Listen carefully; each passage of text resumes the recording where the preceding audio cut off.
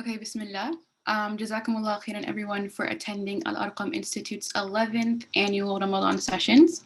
We are currently on the second presentation of our four-part series taking place every Saturday throughout the month of Ramadan. To recap, last Saturday we spoke with Dr. Olamir Anjum on liberalism.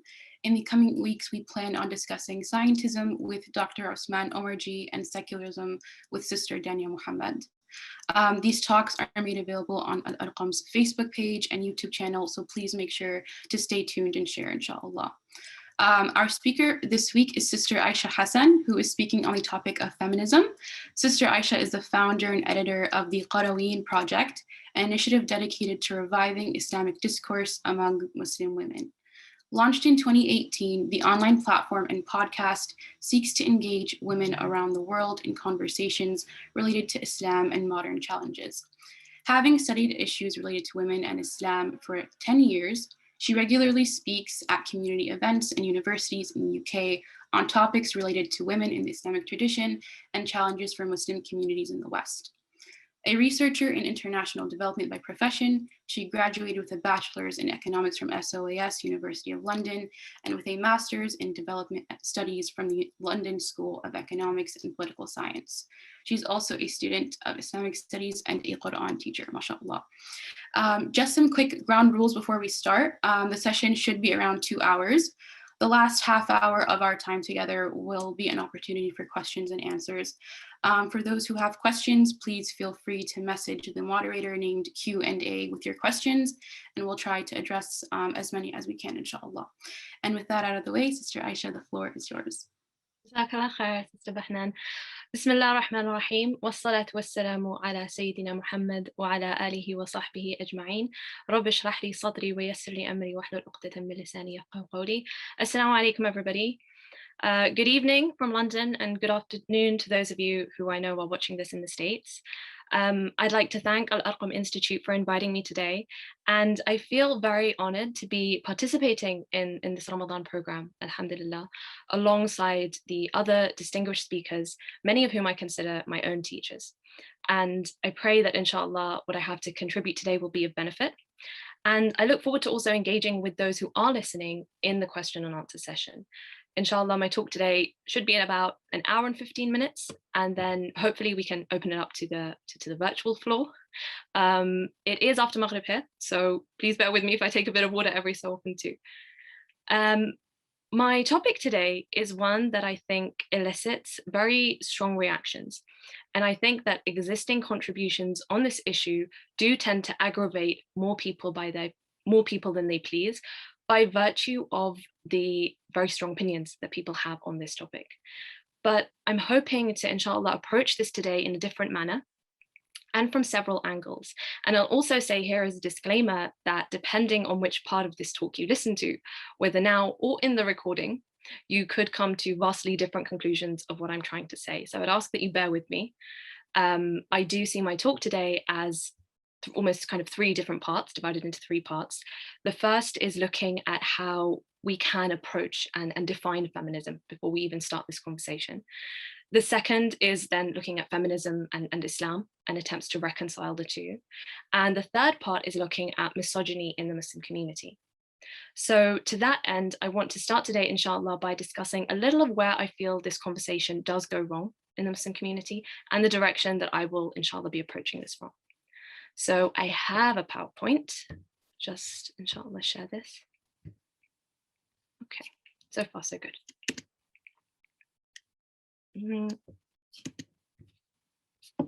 Oh, we go.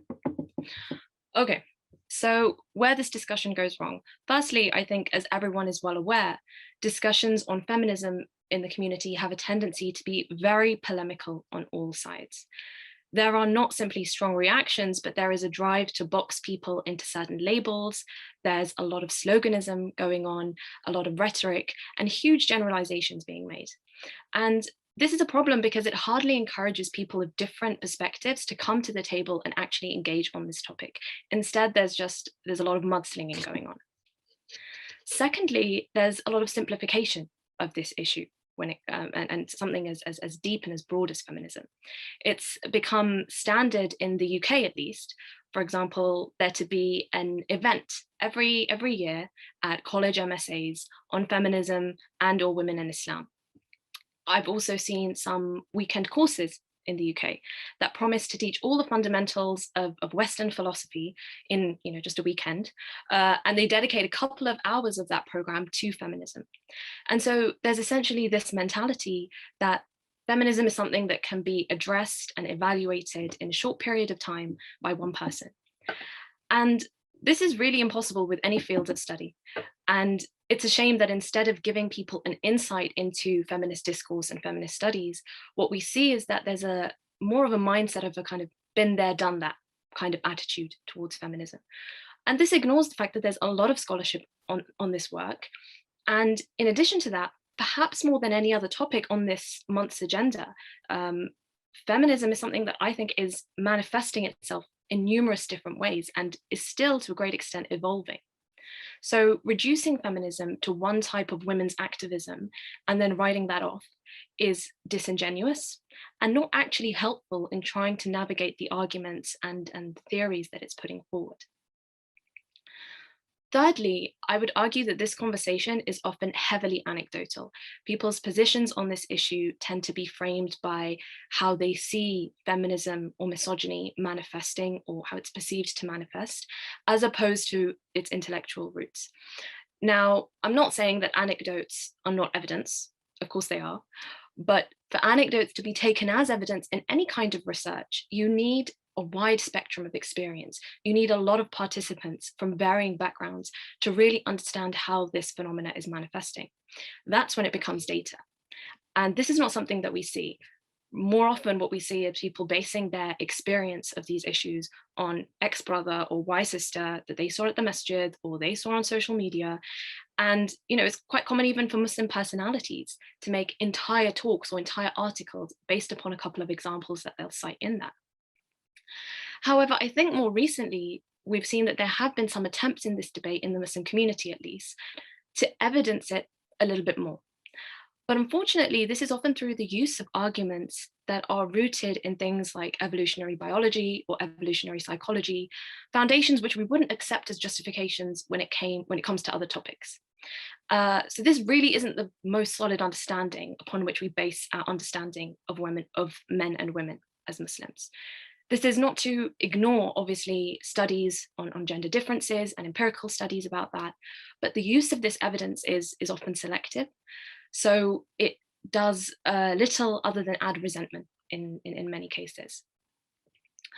I think we also can't detach societal influences from this conversation. I think it's important to bring it up here, because obviously these conversations that we're having are not taking place in a vacuum. We live in this age of so-called identity politics and culture wars, and current debates surrounding gender are influencing the positions that people are taking in these other debates. And I see this, I think, a little bit more in the US than in the UK, because the LGBT agenda is somewhat more controversial in the political sphere, whereas here it's very much an accepted norm. But the fear that people are having because of conversations that are being promoted by the trans lobby, I don't think we can detach that from how people are framing feminism and how they're framing all of these various movements that are discussing things to do with gender. I think we need to acknowledge that. In addition to this, the way in which people are even communicating on this topic also matters. A few years ago, I used to hear several people, including imams and scholars, people in the community, talk about how social media is not real life. We can't base our understanding of real life from social media, and that's definitely true to an extent. But at the same time, we've seen the impact that narratives on social media have in the real world. We've got the evidence of the role that social media played in the election of Donald Trump, in the Brexit vote in this country, and in rising populism across the world. And more than that, we are now 1 year into this coronavirus pandemic, which has seen most of us had our real world contact with people drastically reduced or sometimes cut off entirely. So for many people, especially I would argue, the younger generation, Gen Z, their communication with society is now happening entirely through social media. And this brings a whole host of problems, not least because things can turn a lot sour much faster when you are behind a screen, or things can be misinterpreted much more easily when you only have 280 characters on Twitter, for example. Discussing deep, nuanced topics like this online is really a recipe for disaster, but unfortunately, it's a disaster that we see repeated again and again. And finally, I think that generally the mindset with which we hear this conversation approached in our community is very much that, Islam does not need these isms. These are foreign concepts to the deen. They've emerged in the West, and Islam already talks about women's rights. So this is just going to be a path to kufr. And actually, I think that this approach speaks more to the trauma of colonialism than it does to Islam. Because when we look back at the classical period of Islamic history, we all read about the great polymaths and the thinkers of the past, and we see that they had no problem engaging with the contributions of Greek civilization, for example, and building on their developments in astronomy and in the natural sciences, or responding to their beliefs and their philosophies. What we see later, however, is that, for example, in India, with the arrival of British colonialism and the British rulers, is that scholarly institutions were, rightly in many cases, fearful of the change that colonizers were bringing to their society. So they turned inward and they held fast to their cultural and their Islamic learning as an act of self-defense. Now, that may have worked for them there to an extent, depending on their circumstances. I'm not here to pass judgment on that. But for us now as Muslims to embody that same behavior really prevents us from learning what others have to say and from adding our own contributions. Instead, we become static, we become unchanging, and eventually, sink into irrelevance. We think that by saying we don't need to go anywhere else to learn, that we are praising Islam, but actually this is an act of arrogance, because we're praising ourselves. We're saying that our understanding is perfect and we don't need to exert ourselves in the face of new information or new realities. And this really flies in the face of the timelessness that Islam is founded upon. We need to see knowledge as both an asset and a challenge, to learn from it, whilst of course not sacrificing our own principles and our own tradition. So all that said, today, inshallah, I'm going to make an effort to avoid, hopefully, some of these common pitfalls and to address this issue with hopefully more balance and more rigor. I will not be taking what may seem to be a more standard approach to this topic by summarizing what feminism is and then talking about what Islam says. This is not a talk about women in Islam, nor do I claim that my talk will even be a comprehensive evaluation of all types of feminism. I'd say actually that my fundamental objective for us today is to explore how we can go beyond this label of feminism, beyond treating it as this kind of dirty word. I'm not really interested in how people apply that label because very often it's inconsistent. The word is unimportant. I want us to talk about the ideas that are behind this label, and those can vary. I ultimately care about us as Muslims, inshallah, understanding how we can engage in discourse of gender justice. And that means recognizing the limits of what we can learn, the limits of feminist theory, as well as the things that we can learn from it and what parts of feminist contributions we can benefit from. And then finally, I want us to focus on understanding the breadth of problems that Muslim women are facing and how we as a community can together, inshallah, progress on those fronts. Next slide. Okay, so first to definitions. Again, this is not as straightforward as people would think, not least because feminism is increasingly something that is being claimed by anyone and everyone who talks about quote unquote women's rights. But I think that we need to actually distinguish between who is using this term and why. What do we actually mean when we refer to feminism? Because on the one hand, you have feminism as, it's an academic discipline. And here I've put that this can, be broadly defined as the theory of political, economic, and social equality of the sexes. This is a body of knowledge. This is what you will find in, your university departments that are studying gender studies and, looking at the empirical reality and theorizing about relationships between men and women. But feminism is also kind of as a subset to that, a tool of analysis to critique the systems that we currently live under by taking into consideration a gendered dimension to different phenomena. So for example, my background is in economics, and one thing that I studied at university was feminist economics, which is a more particular area that looks critically at how modern capitalist production either excludes women or exploits them by holding them to the same standard as men. On the other hand, you also have feminism that is concerned with more of the activist sphere. It's the advocacy of women's rights on the basis of equality. This is something that we're all very familiar with, and people identify themselves as feminist within that category with those focuses in mind. Feminism is also, to an extent, a fluid historical movement that is capable of incorporating different concerns and changing realities. And we see this clearly in the different historical waves of mainstream liberal feminism that we all know about. And obviously, we are currently witnessing the fourth wave. And we're seeing that feminism is becoming more intersectional. It's taking on board previous criticisms of it. So it's nothing else if not dynamic. So when people blanketly either endorse or criticize feminism, I think it's worth asking what they actually mean by that. Are we talking about feminism as an academic discipline that's concerned with gender? Are we talking about activism? Are we talking about historical movement that we're witnessing? Are we talking about feminism as an analytical tool to understand the systems we live under today? And I would argue that very often people haven't thought that deeply about what they're referring to. As a term, feminism has become so overused that basically anything to do with women is lumped in this category. And then you have people either endorsing all of it or writing it all off. And we need to be more nuanced to have a genuine conversation about these ideas. So with that said, today, inshallah, I see my talk as kind of the remaining part of it as divided between the first two definitions of this slide.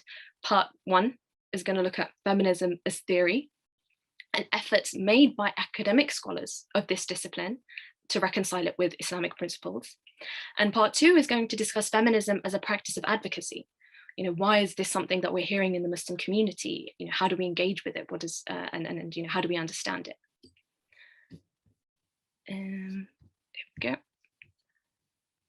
So starting with feminism as theory, I think the first question we need to ask is, which feminism are we talking about? Even when we approach feminism as this academic discipline, it's far from a monolith. And people will point to the numerous different schools within feminist theory as a whole to show this diversity and to show this growth. I'm just going to go through some of these briefly here. Obviously, liberal feminism is the one that we are probably all most familiar with. This is your standard kind of white women centric feminism, talking about suffragettes, from Mary Wollstonecraft to Simone de Beauvoir. This feminism, has a particular focus on legal reform and increasingly pluralism. It's a focus on what women find empowering. We should be facilitating them engaging in those kinds of activities in that sense. This is, one that I think mostly we'll all be familiar with. The second is, radical feminism, and this provides a lot of the theoretical material for feminist theory. Its leaders would be considered, people from the 60s and 70s and 80s as well, leaders such as Germaine Greer and Betty Friedan. And they really centered the patriarchy as responsible for the structural oppression of women through things like sexual objectification, for example, or gender roles, things like that. And it's interesting, actually, because this branch is subject to a lot of criticism at the moment, because they have refused to align with the demands made by the trans lobby. And you've actually got this term now, TERFs, T-E-R-F, trans eradicating radical feminists.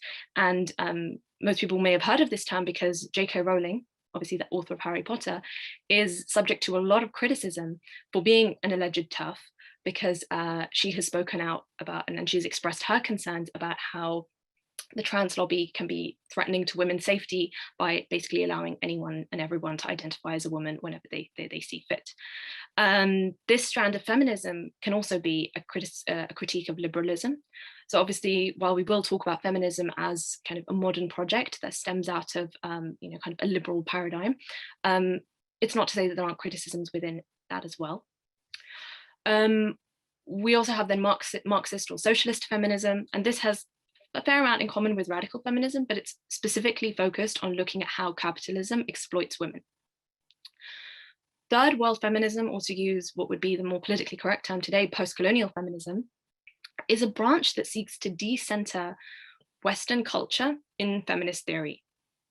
And this is probably a more critical current because it questions the unity of women that previous feminisms, particularly liberal feminism, assumed.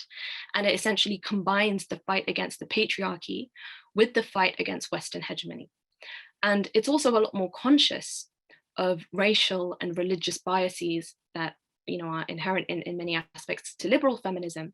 And some of the and this has led some of the statements or stereotypes of liberal feminism about other countries do not really reflect the realities in these formerly colonized states. So for example, you'll see kind of Black feminism as something that it overlaps with very heavily in talking about the particular struggles faced by Black women in the West and also in the global South, as it's called. So ecofeminism, so I put this in as a bit of a laugh. It's a bit of a favorite of mine, purely because it's quite different to the previous schools mentioned in that it's a feminism of a more spiritual bent. Its basic tenet is that a patriarchal society will exploit natural resources without regard to the long-term consequences. And so the oppression of the environment and the oppression of women are intertwined. However, really, this current is very much criticized for essentializing women because it alleges that women are naturally closer to nature because of things like childbirth and the menstrual cycle and things like that. Other kind of questionable practices like tree hugging or vegetarianism may also be involved. So for all intents and purposes, it's written off as it's largely written off as a serious feminist school, although it does feature in regional feminist struggles.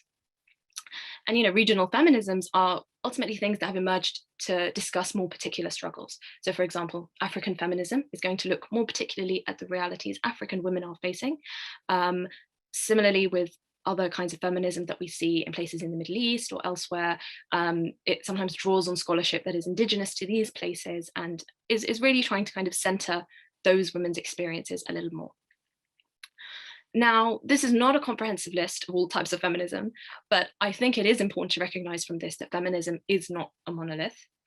But beyond that, I think we should recognize as well that feminism has made the experiences of women visible. The sexism that women faced in the Western world in the 50s, 60s, and 70s is not a reality for us today, thanks to feminism. You'll have, non-Muslim traditionalists looking back on this time, particularly the 50s and 60s, as a time when they say the nuclear family was allegedly thriving. In reality, it was only thriving for white people, but they ignore the fact that in this country, for example, women could not own their own bank account into the 70s. In Ireland, women could not own their own home until 1976. You could get fired from your job for getting pregnant, no questions asked, there was nothing you could do about it. And this is really no longer a reality for women in the West because women did lead those struggles and did push to get legislation changed and societal expectations changed. In addition to that, feminism can provide useful critiques of modernity and imperialism. Marxist and post-colonial feminism, as I said, both make significant scholarships to this area because they look at the relationship between global capitalism and Western hegemony and how this results in direct enslavement for women in developing countries, whether that's women in India working in sweatshops for a pittance, or women in the Philippines who are leaving their own children uncared for in order to come to the West and be nannies and maids for women and care for other children. So these different theoretical premises, I think, we should recognize them.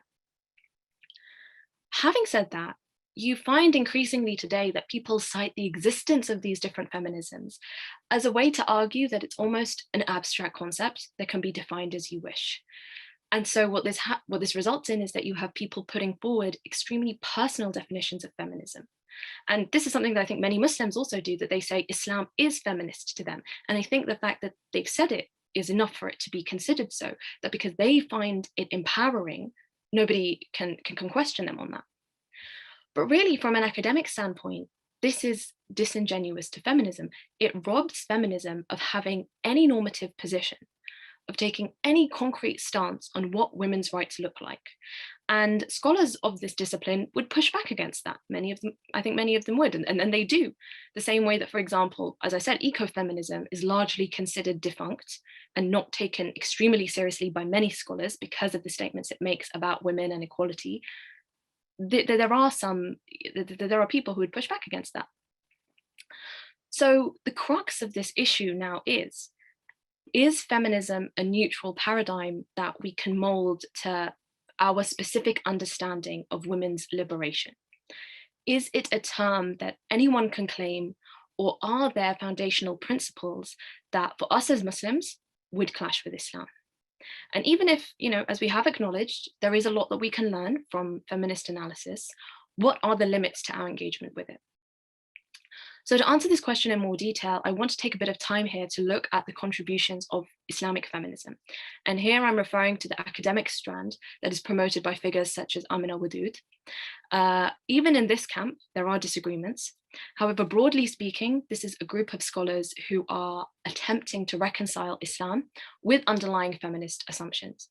And I think it's important to look at their work in relation to this because arguably they are being consistent to the principles of feminism in their work. Right? This is academic research and they're experts in this field. This is not the same as somebody else just saying, I believe that this is feminist. They have to prove it. So I want us to understand how, when we take feminist precepts to their logical conclusions, what do we arrive at in relation to Islam? What does that look like? If indeed feminism is this neutral framework, can the two be reconciled? Now, before I start, I'd like to make it clear as well here that I'm not implying at all that the majority of women who identify as Muslim feminists ascribe to the views of this school. To be honest, it's the complete opposite. I'm not saying that at all, and I am going to come later on to talk about what feminism looks like in the Muslim community and why we have that. Rather, I want us to have an academic discussion here to examine how scholars of feminist theory have tried to reconcile Islam and feminism. Okay, so Islamic feminism as a scholarly endeavor today is led by figures such as Amina Wadud, Asma Barlas, who's Pakistani, Keisha Ali, who's an American, and Leila Ahmed, who's Egyptian, among several others. And again, they're not always in exact agreement with one another, but their fundamental aims in trying to establish an egalitarian Islam is the same. The approaches that they use are also often similar. They tend to use a very kind of modern hermeneutical approach towards Islamic texts. So their method of interpretation is not that which has been formulated by previous scholars. They generally express skepticism towards the authority of transmitted knowledge. Rather, they approach this with their own methodology that they usually outline before kind of explaining their conclusions. They tend to focus on the Quran, often because generally because they do disregard the hadith tradition and subsequent fiqh as being the result of patriarchal societies.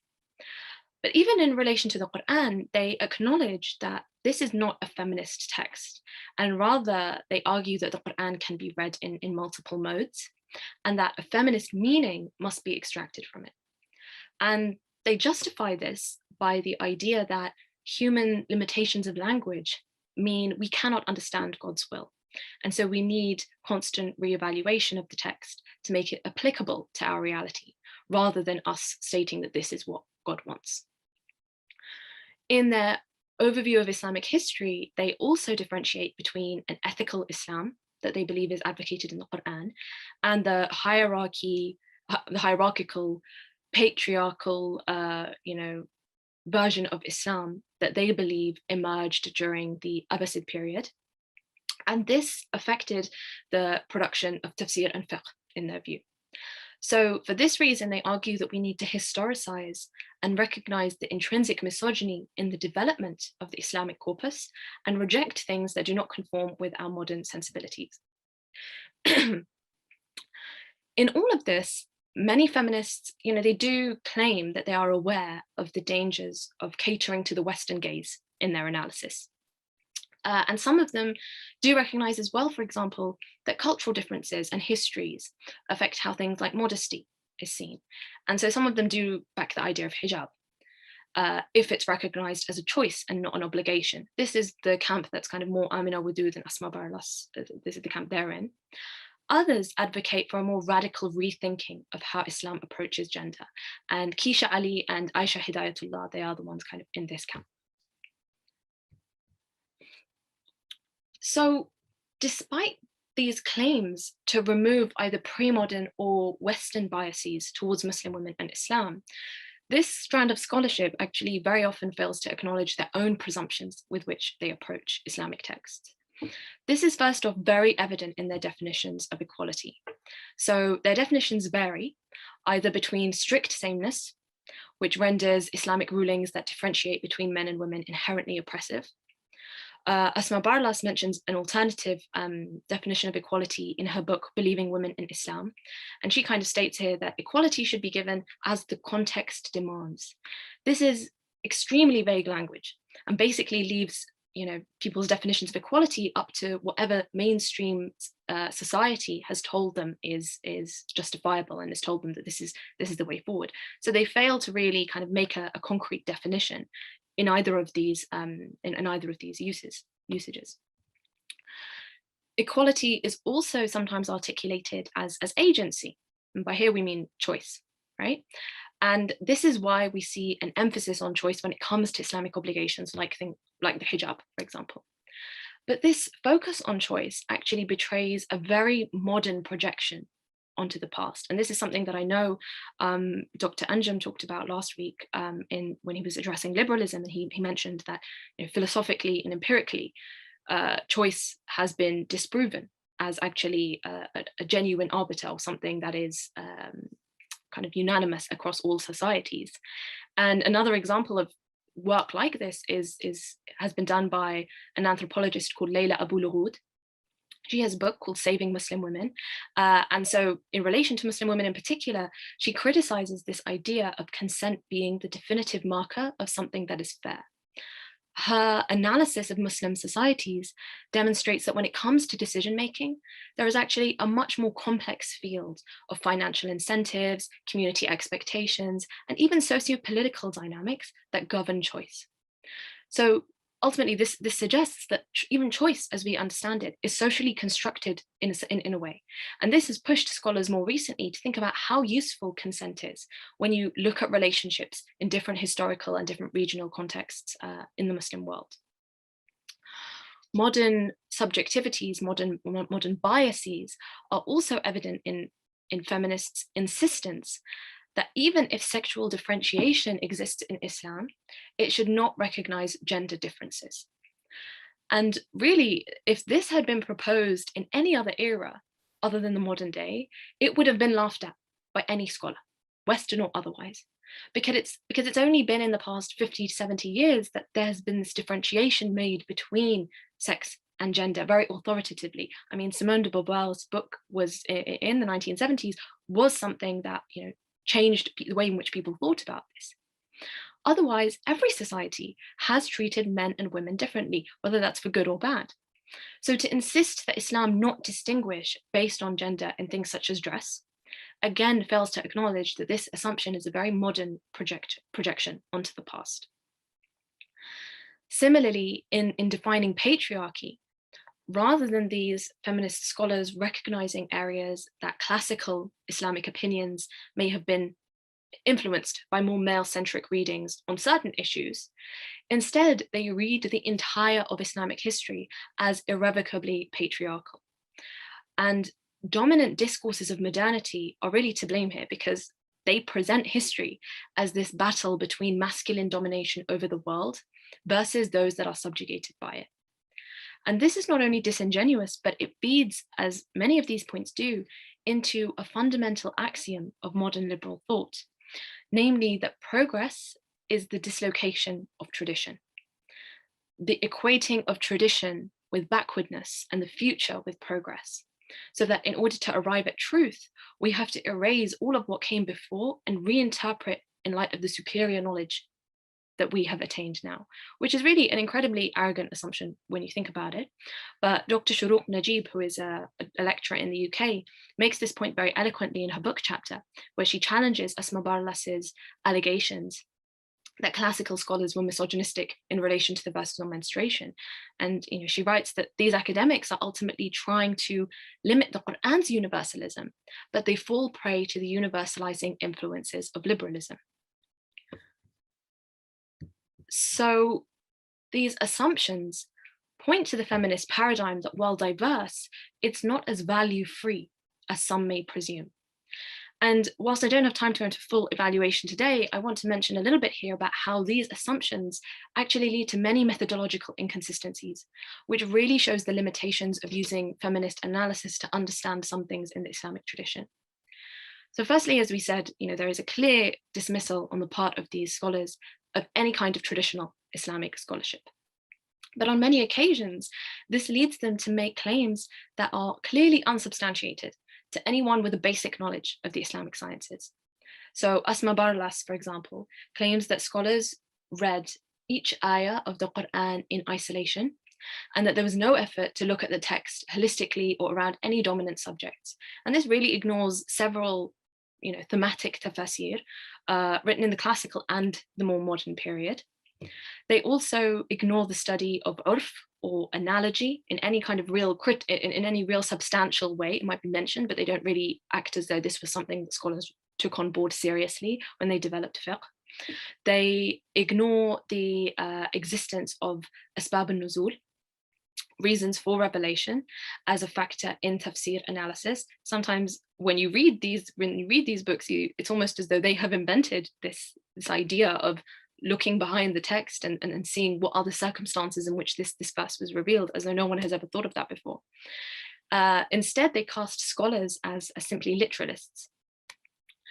Ijma'a is also something that is cast as a tool of quietism on the part of scholars, and there's very much a desire to show scholars as being on the side of politicians, which whilst, we read Islamic history, we know there were times where that happened, it wasn't at all, something that was the absolute norm or something that happened even for the majority of the time. And instead of then this traditional scholarship, because they've written it all off, they often have to turn to Orientalist or Western scholarship about the Muslim world, while failing to identify it as such and failing to really interrogate what those people were saying about Islam and the Muslim world with their own stereotypes and biases that they were writing with. This brings me to kind of the second issue, which is probably the biggest issue with their methodology, which is their rejection of the hadith corpus. And this actually ends up backfiring on them by their own admission.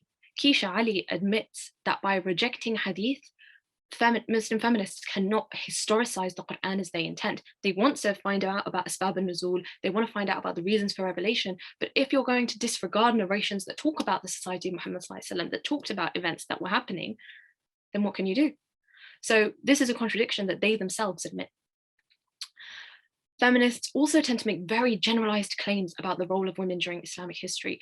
And whilst it was far from perfect, their refusal to acknowledge the areas in which women did progress or were comparatively better off compared to women in the West or in Europe speaks very much to their rigid definitions of equality and of justice.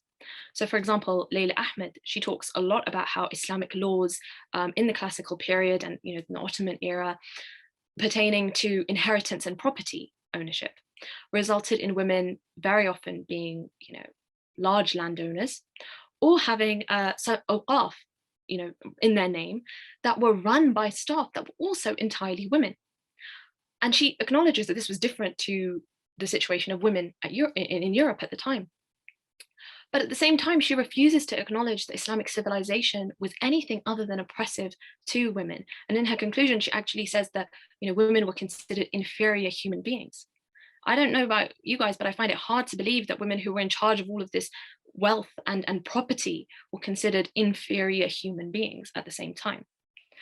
They also struggle with people who don't fit this, again, kind of paradigm and these definitions of equality in the way they have understood them. So for example, Zainab al-Ghazali, who is a Muslim woman who was part of the Muslim Brotherhood in the 1950s and 60s, she is generally lumped into a category of Islamist women because she was somebody who was talking about women's liberation through Islam and talking about the rights that were given. And, she was part of Muslim political projects at the time. Layla Ahmed casts her as incoherent because she says, her definition of equality doesn't make sense, that she's talking about women's rights, but then she's also saying things like women should respect their husbands, or, she herself was married and was conscious of the obligations she had towards her husband and things like that. This really suggests their inability to expand their definition of female liberation or empowerment to anything other than the way in which they have defined equality, they have defined patriarchy, they have defined gender justice or gender differences. Much of feminist evaluation, lastly, also relies on redefining Islamic terms and concepts to meanings that are more suitable for the modern era. And this is problematic for many reasons, but it's most especially problematic when the people doing the redefining do not know Arabic. And this is the case of Asma Barlas, who states in the beginning of her book what translation of the Quran she is using. And she says that she likes this translation for XYZ reason. She refers as well to ijtihad in her book. She defines it as critical thinking, as opposed to an exercise in judicial reasoning that we would consider as something that scholars have as a tool that scholars have to adjust to new realities. Sometimes as well, feminists refer to the fitra as evidence that men and women are fundamentally equal in all spheres. And this is patently not a definition of the fitra, as any small child learns when we talk about what these things are and how young children have a fitra that endears them towards goodness, endears them towards the worship of one God and things like that. So how strong can these arguments really be considered if people are simply going to adopt new definitions of words with little evidence that they've ever been considered in that light before and state that, this is the new way in which we're going to understand this? So in short, the reason I'm mentioning these methodological inconsistencies is because these are very much the result of the assumptions by which these scholars start their evaluation of Islam. And it points to, again, the fact that this framework that they are using is not value-free. They have some certain definitions and they're trying to compare Islam to that. So after all of that, what does this lead to? Despite these methodological issues, despite these unacknowledged presumptions, do these scholars actually manage to reconcile Islam with feminist precepts? Do we have an Islam that, is just, okay, well, this means this, this means this, this means this, and everyone's like happy about it, and we can all take this alternative meaning? Not really. Obviously, these feminist scholars have an issue with fiqh, and some of them, like Keisha Ali, go as far as to advocate a complete rewriting of Islamic marital law and principles to make it more egalitarian. She doesn't think there's any hope for interpreting it in an equal light with the way it is. But even fiqh aside, there are many theological quagmires that feminists end up getting themselves into. This includes the denial of Quranic verses, as Amina Wadud has done in relation to the verse that allegedly provides a justification for wife beating. They also refuse to take inheritance laws as stipulated by the Quran as something that's relevant for today. So this is not a different interpretation. This is just saying no to the evidence that is there.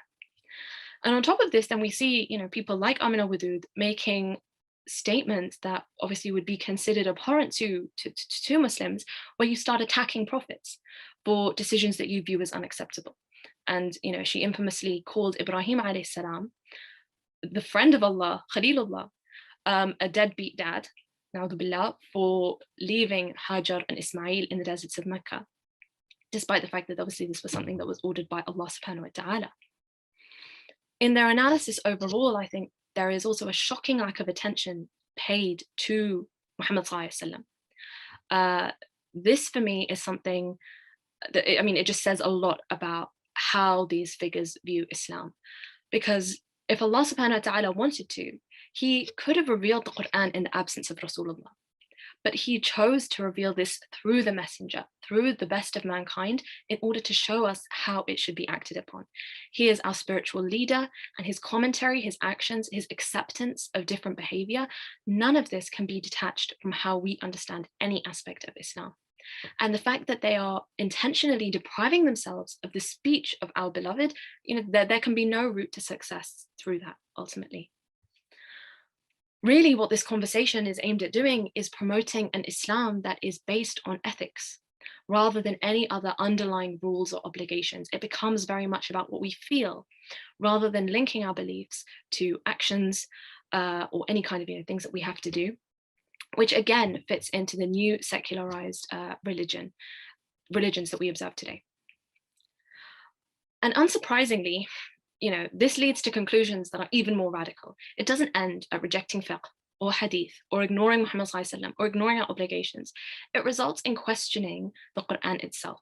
And Hidayatullah and Ali are both people in this camp, where they advocate for a radical reassessment of the Quran's divinity and for it to be held accountable for its misogyny and the things that lead to problematic interpretations. They even go as far as to claim that the Quran isn't even an accurate representation of God's will. This is what the quote from Ali is saying here. So, I read this and I was just like, what is the point of even having this conversation? If we're going to start doubting that the Quran is even reflecting what Allah subhanahu wa ta'ala wants, we might as well just all sit and think about it and make our own decisions. Just, leave the text alone. All of this effort has been for very, very little. So to conclude this section, what I've tried to do in this evaluation, although it's very brief, I've tried to show that feminism as a paradigm is not really a useful way to approach gender issues in Islam.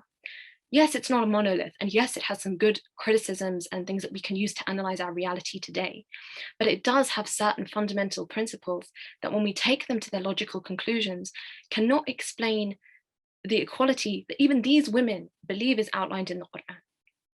So rather than deciphering any genuine meaning, it's almost become a competition of who can read the most desirable meaning into the text and half justify it in some way. The crux of this questioning is actually how we understand Islamic texts themselves. And this is not a talk on usul al-fiqh, on the principles of fiqh, or how the study of Islam developed. But in approaching these questions, we would ultimately start from our sources themselves, namely how the Quran and Muhammad ﷺ taught us to approach the text. This is how usul developed. This does not mean that we cannot criticize previous writings of classical scholars. Rather, if we do, we need to be conscious of the methodology that we are adopting. Are we imposing modern norms onto historical texts or circumstances? Are we using foundational language or concepts that are external to the Quran? And on that note, I want us to think about, okay, if feminism is not a useful way of engaging with gender in Islam, how can we approach some of these controversial issues that we all hear about, that people talk about, involving women? Now, I do not claim that there is one answer to this question, but I have some thoughts on how we can contribute to some kind of gender discourse that is rooted in an Islamic framework and in a tradition of scholarship. And again, for the sake of time, I'm only going to go through these briefly. But the first is that, as I just said, we take the text as a starting point when it comes to our definitions of equality, of gender justice, of gender differences. And there are a couple of examples actually of Muslim women who, mashallah, do this very well. One is Dr. Tamara Gray, who wrote an article on the Yaqeen Institute website, which is about exploring femininity in the Quran. And on a similar note, Dr. Celine Ibrahim has a book called Women and Gender in the Quran, which looks at female archetypes as well, and how the Quran talks about stories involving women, how women are, what are the things that women are praised for, what are things that we as Muslims are supposed to take lessons from these women, because obviously these stories are being given to us for a reason. Now, these are not fiqh books, and they're not giving any rulings per se, but really it shows how we can frame our understandings of gender based upon Islamic sources themselves. The second is that we treat, or rather we take controversial issues where men and women are treated differently, holistically. When it comes to differences in inheritance, for example. First off, in the Hanafi school, women actually inherit more than men in 14 different circumstances. So though we always hear women receive, half of what men do, this is not always the case. But even then, when we are faced with a difference like that, we have to take into account that in Islam, it's the responsibility of menfolk to provide for their female relations. Where this is not possible, there are also allowances in the Sharia for wealth to be given by parents to their daughters in their lifetime, such that a woman could easily have more than her brother in terms of wealth and things that were passed down from her parents then her brother after her parents' death. So we need to kind of keep some of these things in mind when we're talking about controversial issues with women in Islam. There is also a need to accurately historicize Muslim societies. We talked about how feminists dismiss hadith due to the male-dominated, transmission chains, or the fact that the science apparently was developed entirely by men. And yet we've seen recently that, Sheikh Akram Nadwi has written, the biographies of 10,000 Muslim female hadith transmitters, al-muhaddithat, from the early period of Islam, who all took part in that effort to preserve hadith. So how do we explain their presence there?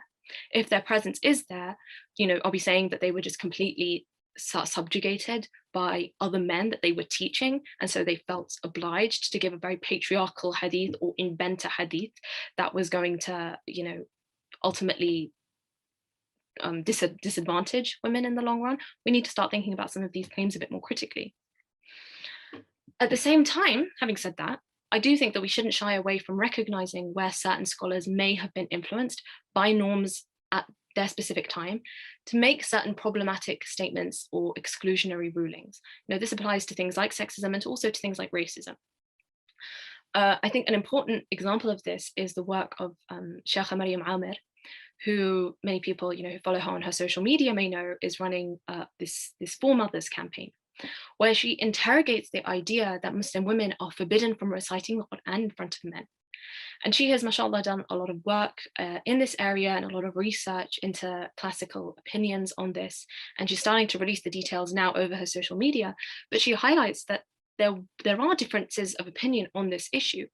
And certain opinions have gained strength, not always because of their textual strength, but because of the customary influences and expectations. So again, there is room for considered critique, even with these rulings that we are told, this is just the way it is. But again, within the bounds of our own tradition. Sorry, is my PowerPoint okay? I'm not 100% sure. I've just got a message on my screen. I'm not sure if the admin. Yep, okay. Inshallah. Still okay? Okay, alhamdulillah. So I think another thing that we have to do to really kind of counter the feminist approach to Islamic history and law is recognize that Islam's moral encouragement is supposed to be taken alongside the specific practical rulings that are being implemented. Rahmah, mercy, is the overarching framework in which we approach Islamic issues. Allah subhanahu wa ta'ala tells us that He wants ease for us, not difficulty. So this is not a competition between fiqh and rahmah, the way in which feminists would state that the Quran is this ethical, easy life kind of approach to gender, and the fiqh is all about patriarchy. Fiqh is practiced in consideration of rahmah. This is why we have the maqasid as well, overall, the objectives of the sharia to guide fiqh and make sure that they are contributing to this overall project. And finally, I think we need to recognize the role and the renewed role today for considering urf, for considering custom. And also think about how ijtihad is important and seeking out people of expertise in certain issues. And I think that an example of this is Sheikh Yasir Qadi, who has stated in an article that he wrote that one area which Muslim jurists could perhaps pay attention to is alimony, right? Because this is something that Islamic law does not really cater for very much. And this perhaps stems from a reality where when Muslim women got divorced, they were able to go back to their families, their large families or clans or tribes for financial provision and protection. In the absence of that, perhaps this is something that we need to revisit, again, from our own methodology, but it's not us dismissing our tradition to just even raise this issue. There is space for engagement within the parameters set out by our usul and by our aqidah. And this is why I fundamentally believe we do need a gender discourse, particularly in this day and age, because of the challenges that we're facing externally, as we've spoken about thus far. But now, inshallah, I want to go on to talk about the challenges that we're facing internally as well. And again, why we need to think about having this kind of discourse and this space open for us as Muslim men and women to contribute. Okay, so yeah, feminism is theory done. And as I said in the beginning, that was about the limitations, the areas that we can take from feminist contributions and the limits of using that framework to understand Islam. However, as I said at the beginning, I think that it's wholly wrong to assume that Muslim women identify as feminist or discuss feminism in the public sphere, that when they do so, they're referring to that kind of literature. Obviously, some are, but they are a vocal minority, without a doubt. And I would argue that most Muslim women who have adopted this term have done so in order to find a language that allows them to advocate for gender justice. And really, it's a term that has come to just mean, women's rights. And those who use it construct a definition based upon those values that reflects what they think about those issues, about women's rights, men's rights, gender equality.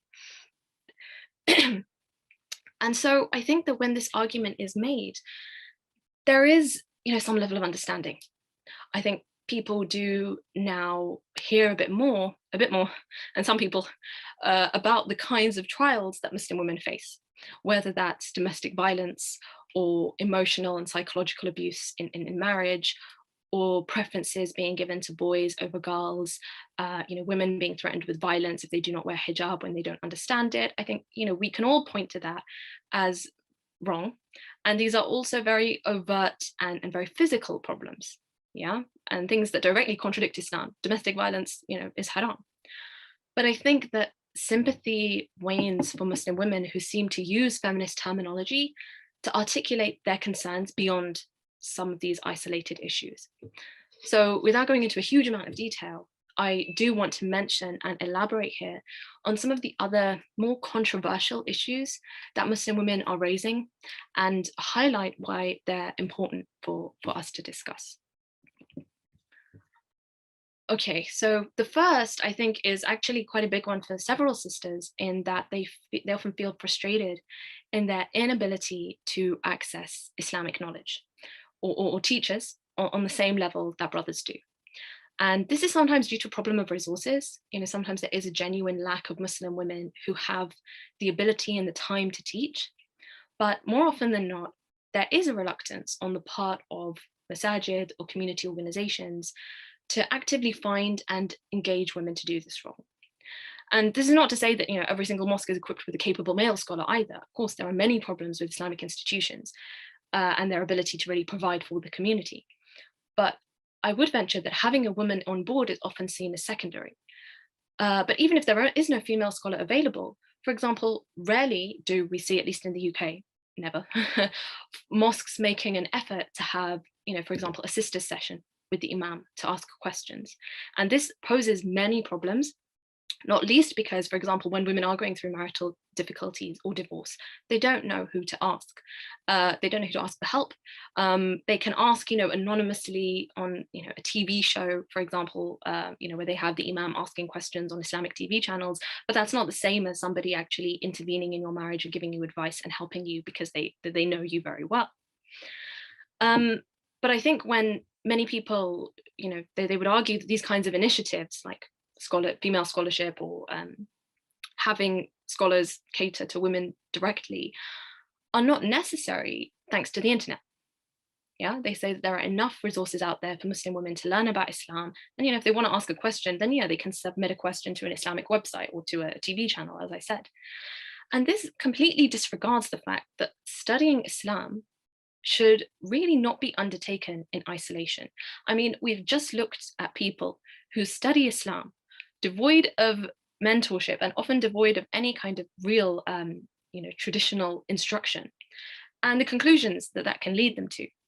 So having a mentor is important, not only to understand the content that we're reading, but also to facilitate that spiritual development. So saying, Muslim women study themselves or listen to lectures online really is the second best solution and doesn't deal with the problem that having somebody in the community that women can learn from and ask questions to is very important for a multitude of reasons. Secondly, access to communal Muslim spaces. This is something that is very pertinent in the UK and has been raised just recently with Ramadan starting, and a lot of mosques that have opened for Taraweeh to men, but not for women. And there are also many instances where mosques lack spaces entirely for sisters, and even in emergency circumstances, have turned sisters away or prevented them from praying on site. Having said that, I have heard that it can happen, of instances where this has happened in the US as well. And the other day I was reading a story of a sister in Australia who, when she raised this issue at the mosque that she's been attending for 17 years, the mosque actually just threatened to ban her altogether. And so she had to, state a public apology that she was sorry that she had asked for space for Muslim women to pray Tarawih.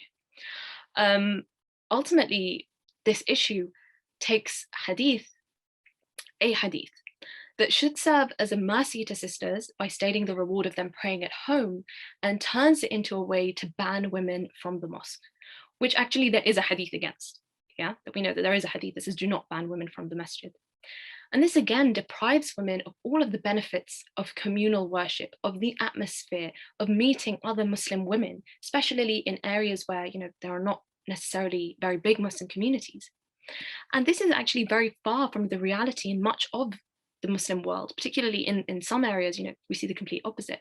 So it very much is a cultural problem that people are trying to dress up in Islamic terminology or in, fiqh opinions. Gender stereotypes. Okay, this is obviously a huge topic that we don't have time to go into now, but suffice to say that understandings, often culturally informed understandings of what modesty is, have framed entire expectations of women. Many women are prevented from engaging in sports, even in female-only environments, because it's perceived as immodest. Women, I know several sisters who fast in Ramadan even when they are menstruating. And, they don't just not eat in front of their family, that's a personal choice. They get up for suhoor. They pretend to pray fajr in jama'ah with their family, because confessing that actually I don't have to fast because Allah subhanahu wa ta'ala has given me this reason is considered immodest. Muslim women speaking publicly, not just as I'm doing now, but even, I've gone to events where I've even just tried to ask male speakers questions. It's seen as unnecessary, and people who want to do that are sometimes labeled as immodest or think they must have some kind of, again, feminist agenda to want to ask a question directly to the speaker, submit it in writing and get an answer 3 days later. I think there's also a lot of racism and cultural stereotypes that are tied up as well in these understandings of modesty. And this often gives way as well to ideas of women's inherent passivity, of women being more emotional or being endlessly nurturing or endlessly merciful. And ultimately, what narrowing women and femininity down to these characteristics does is that it serves to exclude women who do not exactly fit these characteristics. So deeming women as not feminine for not fitting this certain archetype hardly, again, endears people who have different personality traits towards Islam as a religion for all. Okay, women being held to higher standards. I mean, this occurs not only at an individual level in households, for example, but what I'm talking about here is on a communal level. When a female influencer or a hijabi blogger does something that contradicts Islamic adab, for example, we can always expect the reaction to be much bigger than it is for men who do equivalent, things that are, again, not in line with Islam. And it's not just kind of the condemnation of it, but it's the persistent harassment that many of these women have experienced, where, again, I'm speaking to the UK context, but I'm sure kind of people would have examples from other places as well. You have certain male influencers or YouTubers making video after video about this Muslim woman who has done XYZ. And this, seems endless sometimes when you're seeing that just it's not one video, there's not two, there's three, and, sort of multiple videos being reduced in a day sometimes. It's incredibly traumatic for those involved. And it's also traumatic for all of the women who witness it.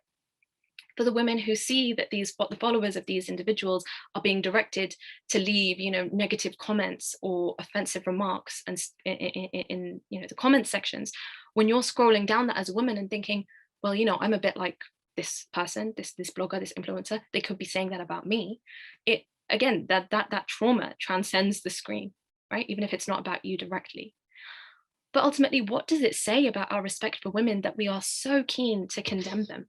And, I've done a lot of talks and a lot of work in relation to influencer culture and hijabi bloggers and many of the problems that these things bring. But at the end of the day, there are sisters in Islam.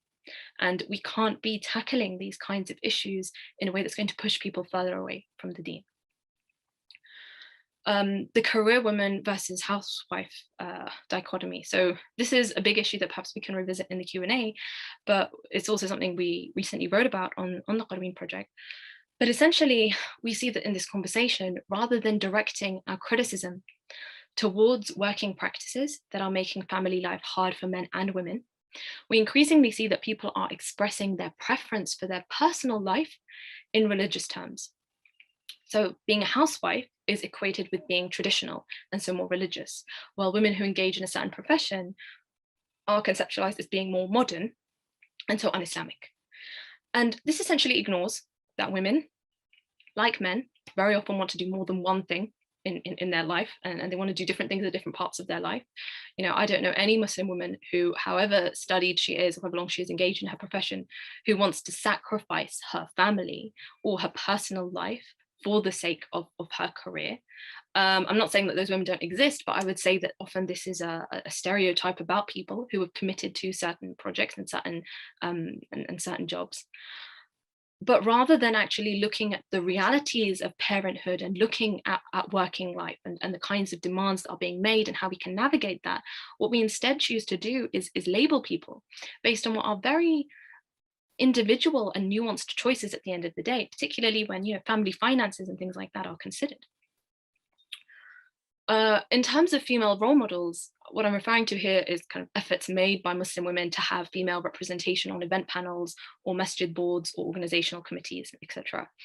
And whilst obviously I think demands that there be 50-50 representation are somewhat unnecessary, the importance of having visible Muslim women to serve as examples as to what the next generation can do really cannot be overstated. And it's strange that this is such an issue of controversy because there's so much complaining and disappointment in the community, at mosques or organizations or on social media, with people complaining that why are Muslim women going into certain professions, particularly those related around like fashion and beauty. But then there's a reluctance to showcase women in other positions. How can we blame people for not being inspired when we aren't providing the inspiration? This is something that I think, you know, it'd be quite easy to address if we actually considered it in this way. I think the next one can be quite a sensitive topic.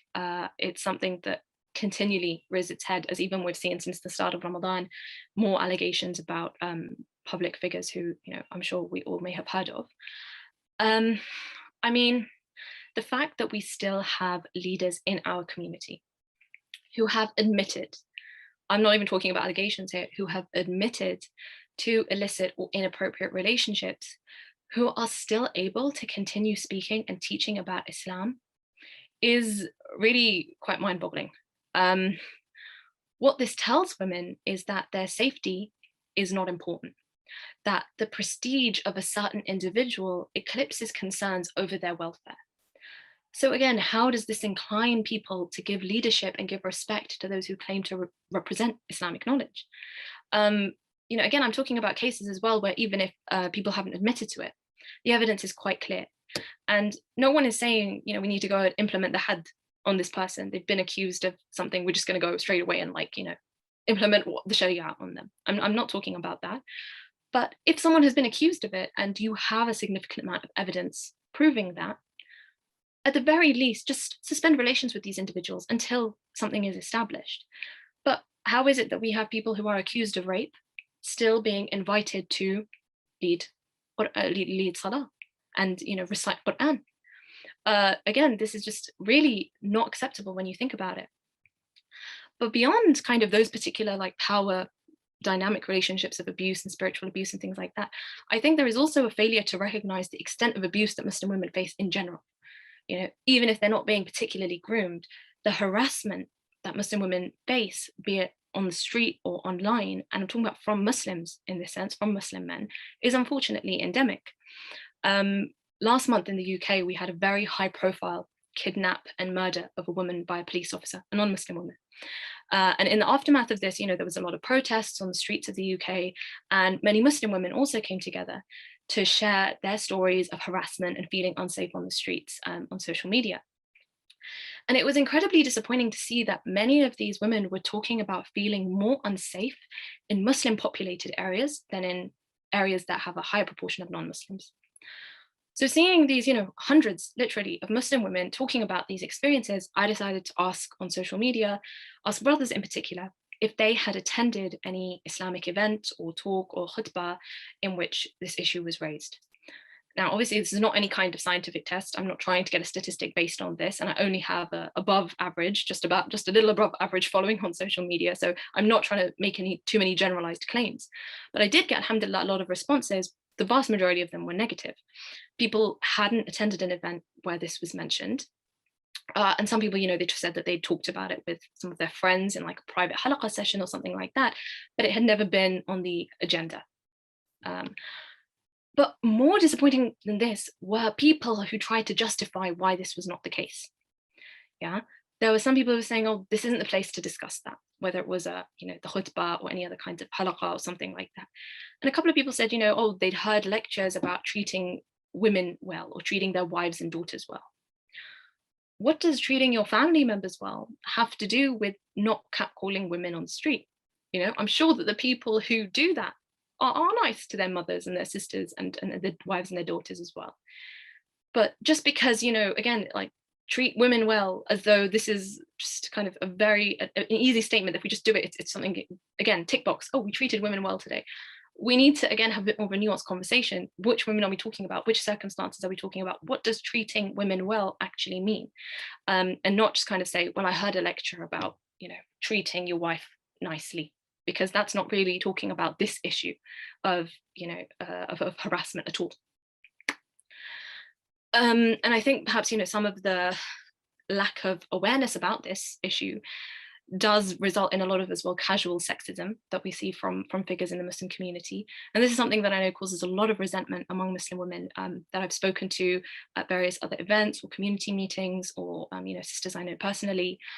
When you have figures using dehumanizing language towards Muslim women, when you have people calling them females, this was a post I recently saw.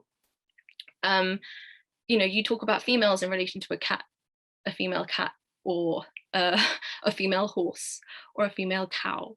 You don't think about females like repeatedly talking about these females when you're talking about women. What that does is it leads to a very dehumanized portrayal of the people you're talking about.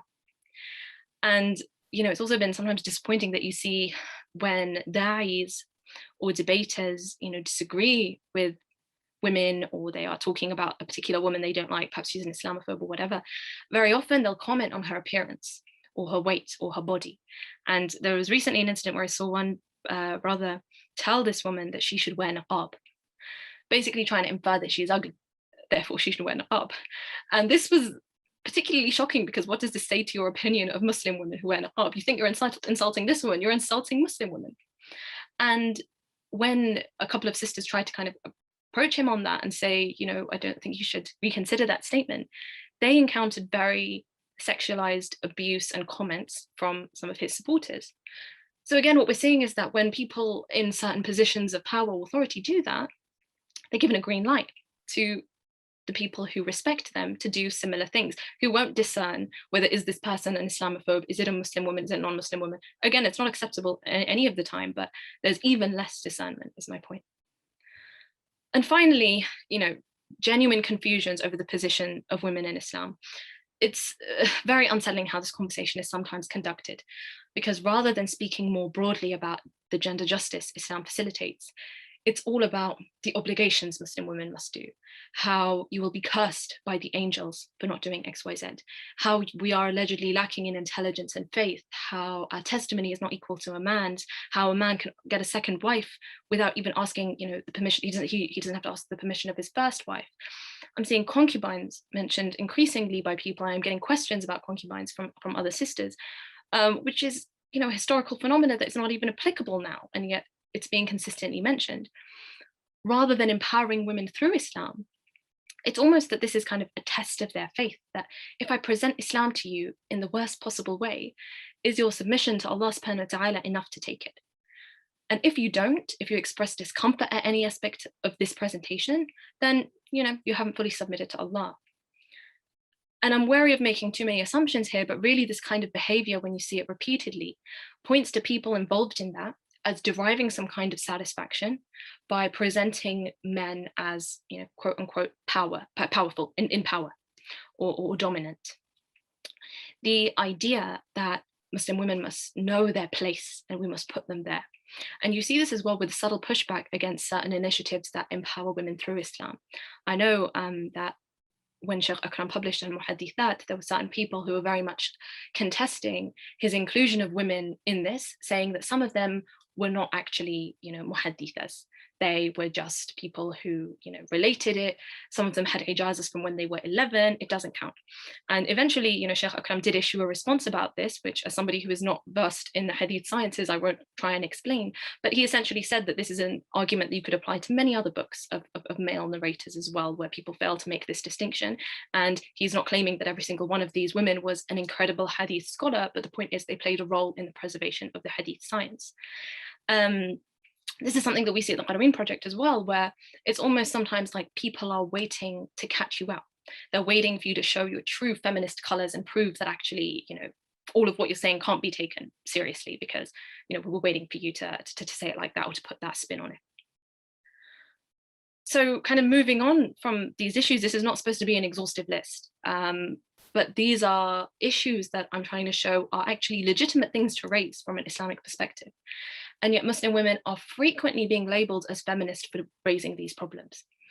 And it's funny because there's really no limits to that term being used. Sometimes people would like to turn around and say, well, look at the people who are making those statements. They're not practicing people. They're actually also campaigning for, LGBT rights. And they are, people who are advocating for the reform of Islam. So that's why we're calling them feminists. That's why we're shutting these calls down. But actually, legitimacy is not given to Muslim women who are visibly religious or have traditional qualifications either. I mean, I've spoken to female scholars who talk about how they, despite having, dedicated their life to the study of Islam, despite having, ijazat, despite having memorized the Quran, their efforts to strengthen women's connection to the deen by talking about some of these issues are labeled as feminists. So for many Muslim women, you see no escape. When you try and express your concerns through Islam, you're still ousted. So where exactly are you supposed to turn? And I think something I would like to kind of raise here that I was thinking about is that it's incredibly unfortunate that you don't hear the voices of male scholars in this issue as much as you should. These are conversations that are happening in public, or even sometimes on private groups. I've been on private groups where there are scholars present. And when it's time to attack the Salafis or attack the Sufis, then they'll be commenting and making sure that everybody knows their perspective on it. When it's time for somebody to defend their friend's organization from some accusations that are being leveled at it, then we can expect pages and pages of reasons as to why this is not the case.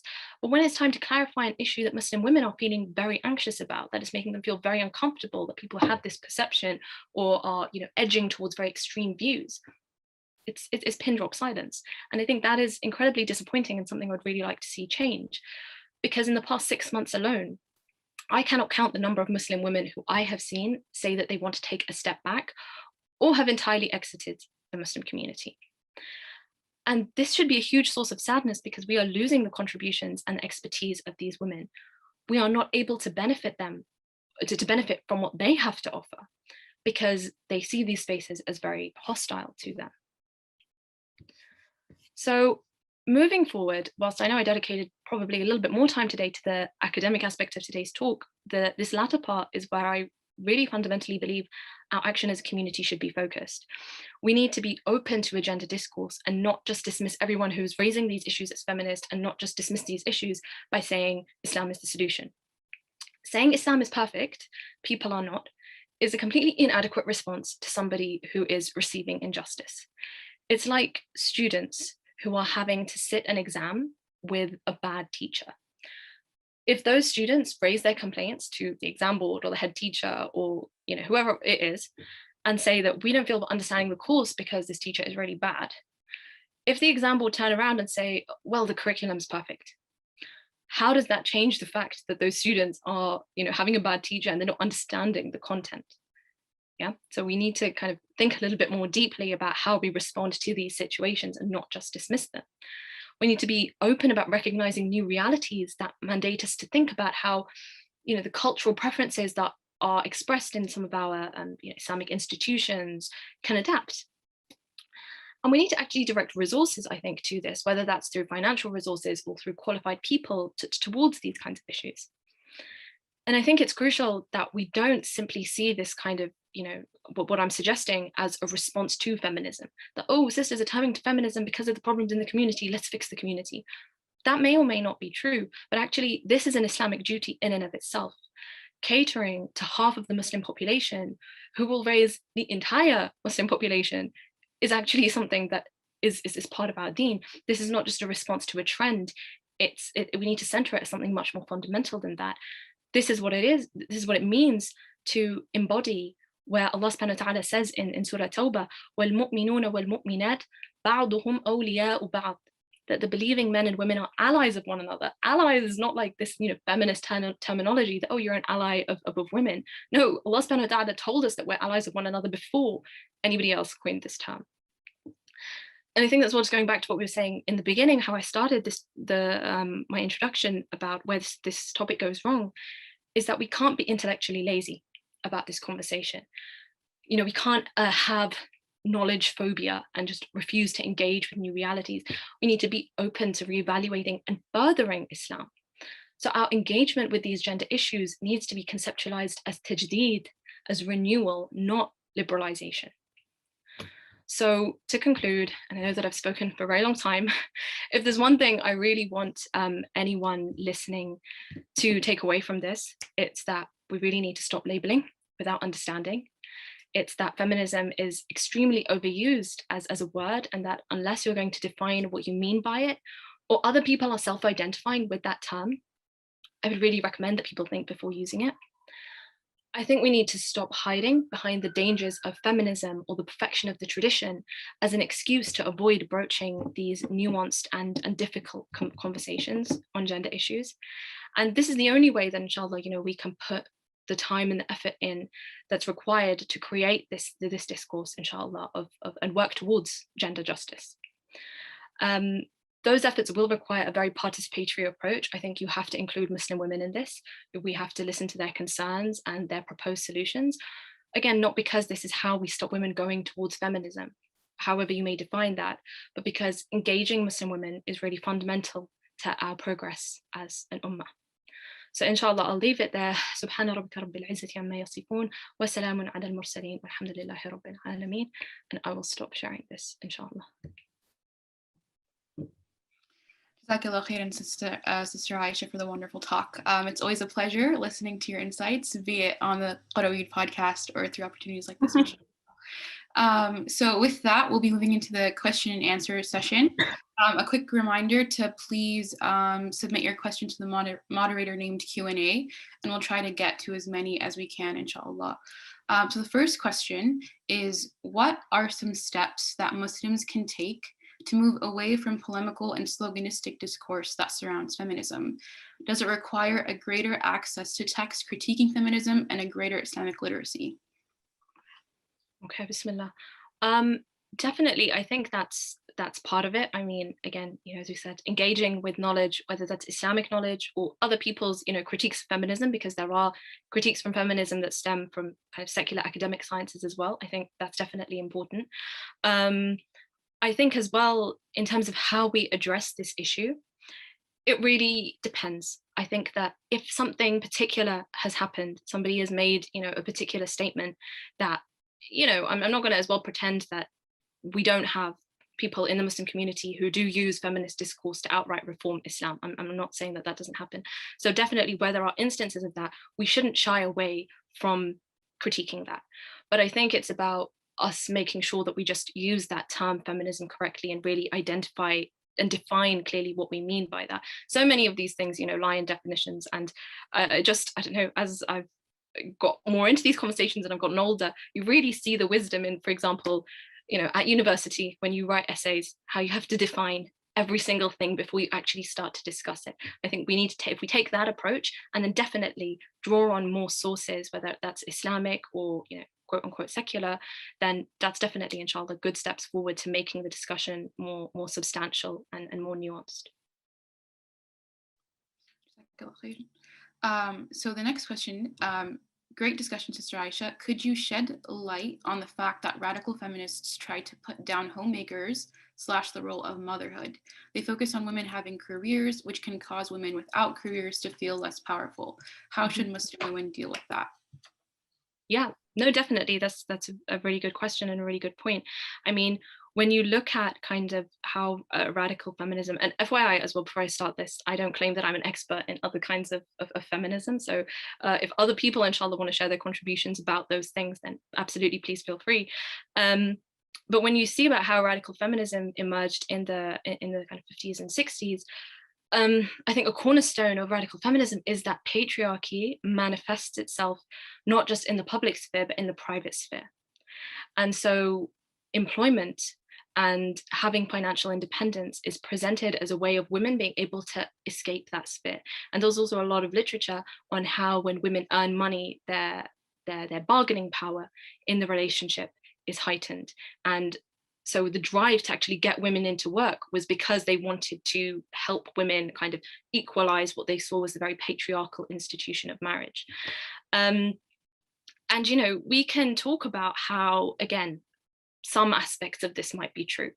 I mean, my background is international development, and I know that when you are looking at, for example, trying to provide aid to people in poverty, if you give women the aid, they are more likely to spend it on their children and on the welfare of the whole household versus husbands. This is not to paint men in a negative light. I'm not saying men are selfish or things like that. I'm just talking about trends that have been observed and the kind of considerations and the societal expectations even that people have of women that means they're more likely to behave in this way. So, okay, that's a trend that we can identify and we can talk about, and policymakers can think about, okay, how are we going to use this?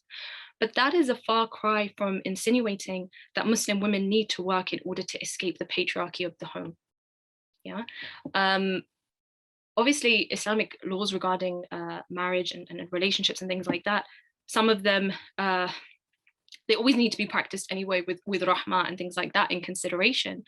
But the fact of the matter is as well that we know that men have been given this responsibility of being a qawwam over their family.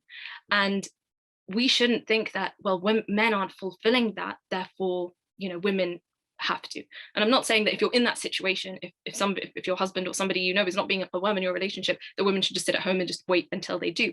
If you're in that situation, you have to act and you have to go out to work, for example, if your husband is not providing. And I see very regularly, and I hear about cases like that. But when we're talking about Islamically, you know, as a principle, a guiding principle for society, it shouldn't just be that men aren't fulfilling their responsibility, then women step up. We need to make men fulfill their responsibility in that sense. And so the drive to therefore get women out into the workplace in order to combat that is, you know, misguided, because we're not focusing our attention on the people who are actually doing the wrong. And, you know, if women choose to work at different points in their life, or they choose to work in a way that fits their family life, there's a huge conversation we could have about that, but that's their choice.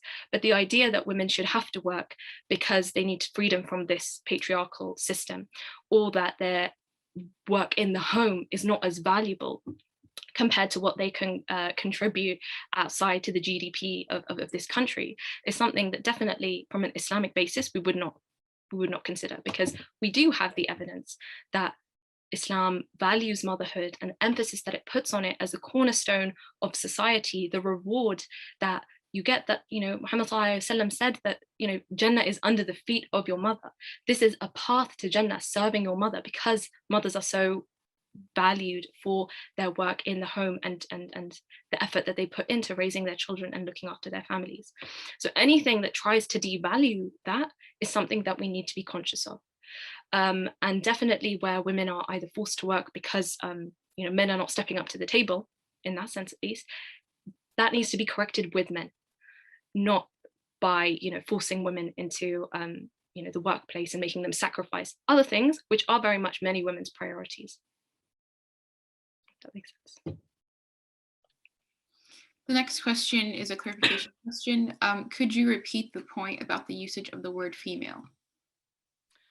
Yeah, so this was essentially a post that I observed by somebody who, I'm not here to name names at all of anybody today, but I'm sure that people would know of him if I did refer to him, who in a conversation about Muslim feminists repeatedly referred to them, not even as feminists, which has become a slur word in and of itself, but as females. These females believe that XYZ, these kinds of females think that this is what should be done. We need to respond to these females. And language plays a huge part of how we conceptualize the world around us with everything. And it's why we hear so much from many of our scholars about how we need to be careful of the language that we're using when we talk about the Islamic tradition. Even when we talk about things like Islam being a religion, it plays into our minds of this are very secularized private religions that we have today, like Hinduism and Christianity and Buddhism as just being something that we focus on in the private sphere. Whereas we know that deen, the word deen, actually has so much more meaning than that. It can be interpreted in various places in the Quran as system, as sovereignty, as a path to Allah subhanahu wa ta'ala, as a way of life. And this really reflects the beauty of our deen in all areas, such that it's given guidance for social organization, political organization, environmental protection. These are the things that we talk about. So language is incredibly important. And definitely when we see figures using certain kinds of language to describe women, that definitely affects. I have seen it personally, and I don't just want to make this anecdotal, like I said, but there are many, many impacts that we can see from labeling and from labeling women with certain terms, whether that's feminist or whether it's something like females. The next question is, do you think Muslim women who are part of this conversation should identify themselves with feminism, a version defined within the Islamic text, or is this something that we should actively avoid? I think this is interesting because, as I said, feminism just means so many different things to different people. So I know some sisters who would say, yeah, I'm a feminist, and I know that their meaning is not as some of the people who we've discussed earlier today, but it's that, Islam talks about rights for women and we need to tackle misogyny and gender injustices and things like that. It's kind of people's choice. If they do want to do that, they can, but it does seem to me a little bit like, if I say that I am 5'8", even though I'm 5'4", 5, and I say that I'm decided to measure, feet and inches differently, and I'm now telling myself I'm 5'8". Okay, that's great. I feel that and I'm saying that. But if other people don't recognize that, no one else is going to see me as above my actual height. What's the point, right? So I think that if we're going to use these extremely personalized definitions of feminism, okay, like it's not the term, it's the ideas that matter more to me than the term. But I just think logically, it's not useful to necessarily use a term which hasn't got a widespread usage or widespread definition that really is able to reconcile Islam and feminism. Other people, may also say that, but there'll be perhaps some things in the Islamic tradition they disagree with. They won't go to the extremes I've been talking about, but there'll be some people say, well, I think Islam is feminist because XYZ, and other people will say, well, I think Islam is feminist because of XYZ reason, which are different. So I just think we need to think about how useful it is to just use terms that are so ambiguous. Great analogy, mashallah. So the next question is, for those who would like to utilize feminism as an analytical tool, any recommendations on an introductory material that Muslims ought to seriously engage with?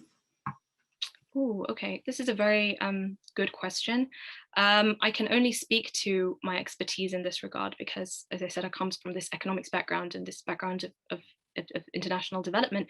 And I think that there is a lot to be said about how feminism does look at the workplace and does look at production and economics and how women have really been co-opted into these systems. And it's incredibly unfortunate because sometimes, we are sitting here having this conversation, largely, Muslims from the West, talking about how this manifests in the West. Feminism manifests, and not feminism, but women's issues manifest very differently in other parts of the world. And the kind of oppression that women are facing as a result of unjust, exploitative economic systems really needs to be addressed. And I think, yeah, shining a light on that is definitely very, very useful. But at the same time, I say that because that's my profession. Whereas other people I know, mashallah, are incredibly, we have such a wide range of expertise in our community. And if people do want to shine a gendered light on other topics, on other issues, I think there's definitely, there's probably space for that. Usually kind of, this kind of literature, dependent on the field that you're searching in, it is quite accessible if you just search in Google Scholar, feminist critique of whatever subject it is that you're studying. And I think, yeah, I don't want to speak to kind of other professions too much in terms of what critiques that gives, but it's useful because I think as well, very often we as Muslims, we like to think that we are critiquing these, we're living in this system, but we know that Islam provides an alternative. If these are the problems that we are observing today, we should be motivated to think, what alternative can Islam provide? And definitely where women are suffering under this, we should, use the critiques that are out there to say, okay, yeah, look, these are all of the problems that women are facing under this system in this country because of this economic policy, because of this political maneuver, because of this social reality. How could we use an ethically informed understanding based upon Islam to shine a light on those situations and to articulate some kind of solution? We have so much to offer the world, and I think sometimes we need to think more about what we can give rather than being on defensive all the time, if that makes sense. So the next question is, one of the main contentions of feminists is that men should not be involved in discussions about women. How should the critique of feminism be done by men in a way that is acceptable to those on the other side? Bismillah. Okay, this is a very good question. So from an Islamic basis, we know that we do not have this idea that, men cannot say things about women's issues, women cannot say things about men's issues, because as I said, we're supposed to be allies, we're supposed to be helping one another and guiding one another. And definitely when it comes to issues that are being considered by scholars in a very legal setting, we're not going to say, we're not going to listen to a male scholar until we've had a female scholar. That's absolutely, not something that we're going to start integrating into Islam now. But I think that what we can do is, first of all, as I think I mentioned in relation to the gender discourse, is seek out expertise. And very often, this expertise, the expertise of women, is something that can bring a wealth of knowledge to the table about understanding just even the circumstances surrounding a particular issue. And actually, you see this even in classical fiqh debates surrounding menstruation. And actually, when the scholars used to kind of debate in public about these things, there's an incident where a female scholar was debating with a male scholar, and the name has kind of escaped my mind at this point. But essentially, the female scholar won. And she concluded that I won because I experienced this in practice, while you know it in theory. So I think that when men do talk about women's issues, that's fine, but they can give consideration to the lived realities of women and ask women for their opinions and their thoughts prior to necessarily making a statement about it. And similarly with women, I mean, issues to do with, for example, femininity and masculinity are something that I have opinions about, but I'm very cautious of the way that I express my opinions in relation to masculinity, because I'm aware that I can't, know exactly what men feel and think about and what they believe is, masculine, and how it's important for them to acknowledge X, Y, Z. I can ask them about that, and I can say how it looks from my perspective, but acknowledge basically the limits of our expertise. And I think that inshallah could actually encourage more kind of communication that's productive, of people listening to one another and taking on board what we're saying, rather than just passing judgment about it. I feel like there was another part to your question that perhaps I haven't addressed. Was that it? I think that was it. Oh, that was it? Okay. Yeah. Alhamdulillah. The next question is, how can we address the issues you've raised today as a discussion topic with Muslim men, given they are the ones who set the tone for society, oppress women, and are ruled by cultural habit rather than Islamic principles?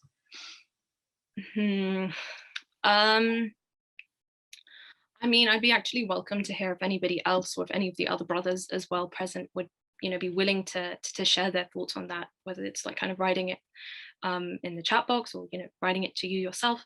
I I think that very often the extent of abuse sometimes, the extent of the abuses that Muslim women are facing isn't properly understood. And I realized this recently when I saw some sisters talking about how very often, it's these stories are shared in female-only settings. That this woman got divorced because, her husband was being abusive towards her, or this person's, expectation of someone for marriage, for example, was based on these very unlikely, special, physical features. This person responded to this sister in this way, in an extremely inappropriate way. These are stories that are shared amongst women in female spaces, and men do not get the exposure to that. And so again, like I said, they think that there are these problems, but they don't see the multifaceted nature of them.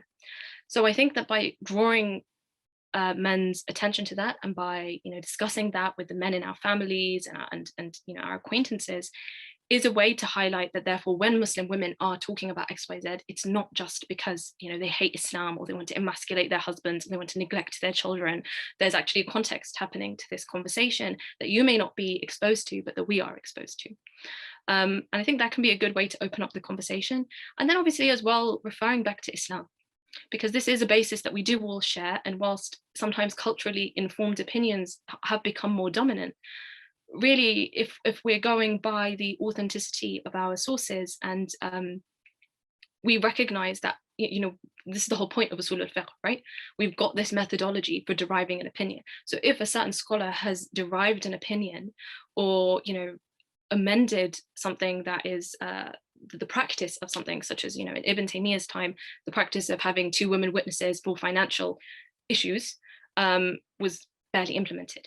If we can point to that as an example of how scholars who are not quote unquote feminists and who are using the methodology of Islam to arrive at these conclusions, then I think people are a little bit more endeared towards doing that, towards listening.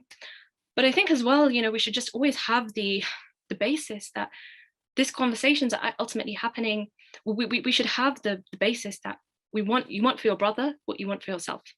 Perhaps in this case, it would be you want for your sister what you want for yourself.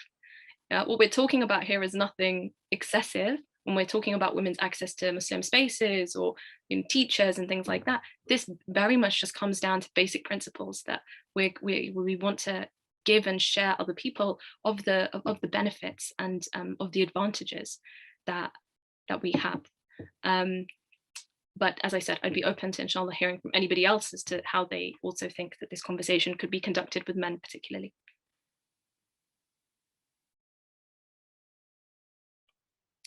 I'm not sure if we have any comments in the chat box, but just a quick reminder, we do have 14 minutes left and we do have a lot of questions, so we will try to get through as many as we can, inshallah.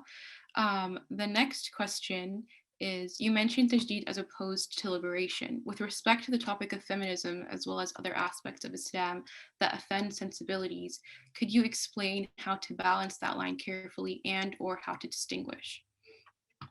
Okay. So just to clarify as well, it was tajdeed versus liberalization. So again, not seeing these things as inherently stemming from a desire to water down or reform Islam, but as something that is extending Islam. I think though it's a good question that, yeah, we do obviously fall, that there is a risk that, we are approaching this issue as well with our own perhaps biases, and we need to be careful of the kind of conclusions that we're making. And in relation to that, I think that's why it's important that first of all, we fall back on an appropriate methodology. The methodology that I would try to highlight some of these feminists are using clearly contradicts Islam, and is, first of all, it doesn't make sense in many ways, which is actually what I was trying to show foremost, but secondly, it contradicts Islam. So we need to, so that is why those conclusions are obviously going to be wrong. If we're using a methodology that is in line with what our tradition, has taught us, and then relying on things like, not necessarily kind of ijma, but like the expertise of, yes, scholars who are aware of those particular realities, whether those are scholars in the West or those are female scholars, I think that drawing on those is what we can use to make sure that we're balancing not reform of the deen, but definitely, furthering the deen and making Islam applicable to new realities. And I think that actually, that is a very sensible question, because recently I was in a conversation with a brother on a chat about the issue of muta, and this brother was presenting this as a muta being temporary marriage, and this brother was presenting this as a solution to, like, the prevalence of zina and non-marital relationships in our community. And this, for me, was an example of how this is a solution that doesn't derive from our methodology, because it's something that there is evidence to show that this practice was abrogated. And if we were to bring it back, this is just formalizing the kind of relationships that we see in the West. This is very much conforming to modern sensibilities with an added Islamic tint, with some restrictions perhaps, but it's not really actually tackling the issue. And I don't think it was being true to our tradition and to our scholarship to just say, well, this is the reality, we need to change and we need to do this, otherwise everyone's going to commit zina. So for me, that is an example of like where the boundary sits, that where things have been deliberately articulated, where those red lines are established by the Quran and Sunnah, we're not going to contradict those, but we're going to think about how, and this in many cases, it's just an attitude change we're talking about even. Yeah, it's about integrating rahma more into our conversations. It's about giving women, spaces and things like that, things that aren't articulated by such deliberate red lines like this. These are issues where there's already ikhtilaf. So acknowledging that, and yeah, again, staying within the boundaries of our usul, I would say, are the two kind of things to make sure we don't go too far into just submitting ourselves to our own desires. Thank you. The next question is, to what degree do you think that feminism is a conscious ideological adoption among Muslims within the community, as opposed to the failure of the Muslim community to meaningfully communicate Islam's answers beyond sloganistic calls? Oh, it's a very interesting question. I think it could definitely be both. I think it depends on which community as well, because obviously I've spoken here about things that I would say are definitely a general trends that we're observing in the Western world. But, much of this audience, and obviously Al-Arqam is in the US, and I don't know the ins and outs of the community even that Al-Arqam is based in, let alone the communities that are all over the US, or the communities that are all over the UK, to be able to ascertain to the degree that culture has influenced more than a failure to imbibe Islam. I think that often what we're seeing, though, is that people, where knowledge of Islam is becoming more, where people are gaining more awareness about Islam, we're seeing sometimes a drive to justify cultural practices with that knowledge. So it's almost kind of a combination of both. And this, again, I think is the result of being in an environment where we're seeing a lot of dialogue about these issues. These culture wars that are happening are forcing people to feel very nervous about, their own values and what those values are going to look like for their children in the next 5 to 10 years. And so they're keen to kind of protect themselves as much as possible and justify their positioning with Islam. Some of the ways they're protecting themselves are cultural, some of them are Islamic. I think we're seeing a conflation between the two. And again, I don't want it to be like this is a culture versus Islam thing. I think that there's definitely parts of culture that are negative towards women because they emerged in contexts and they were influenced by certain other cultures perhaps that did have things different to Islam. So in the subcontinent, particularly in India, there are attitudes towards women which are informed by Hindu culture and Hindu religion as well.